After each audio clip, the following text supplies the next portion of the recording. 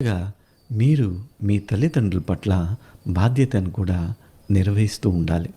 ఈ రోజుల్లో చూస్తుంటాము తల్లిదండ్రుల్ని అసల పట్టించుకోరు. ఇంట్లో ఉన్న వారికి మర్యాద ఉండదు. ముసలోడు, ముసలిది అని చెప్పి మాట్లాడుతూ ఉంటారు.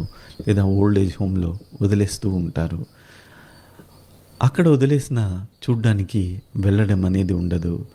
ఇట్లాగా తల్లిదండ్రులు ఒక వయసు తర్వాత పిల్లల యొక్క నిరాదరణకి గురి అవుతూ ఉన్నారు. ఇలాంటి వ్యక్తుల జీవితంలో బుధగ్రహం యొక్క ప్రతికూల ప్రభావము ఎక్కువగా ఉంటూ ఉంటుంది. కొంతమంది తల్లిదండ్రులు వారి పిల్లల్ని మన ధర్మాల్లో జరిగే యూత్ కోర్సులకి వాటికి పంపించున్నారు. 0 మార్క్స్ వచ్చే పిల్లలు ఈరోజు పెద్ద పెద్ద బిజినెస్ నడిపిస్తున్నారు. పెద్ద ఇన్స్టిట్యూట్స్‌లో వర్క్ చేస్తూ ఉన్నారు. కొంతమంది విదేశాల్లో ఉన్నత పదవుల్లోకి వెళ్ళి ఉన్నారు. వారి లోపల ఆ బుద్ధి వికాసము అనే దానికి వారికి సహాయం లభించింది.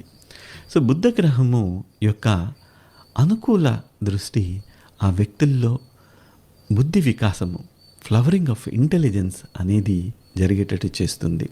ఇక్కడ ప్రతి మనిషికి కోరికలు ఉంటాయి. అయితే లేనిదల్లా ఏంటంటే ఆ తపన, ఆ ఫైర్ అనేది ఉండదు నెరవేర్చుకోవాలని. మీకు 100 కోరికలు కలగచ్చు.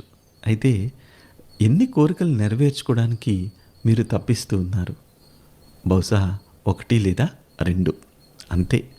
మీ యొక్క ఫైర్, మీ యొక్క సాధించాలనే పట్టుదల ఆ 1, 2 దగ్గరే ఆగిపోతారు. మిగిలిన వల్ల వెళ్ళిపోతూ ఉంటాయి.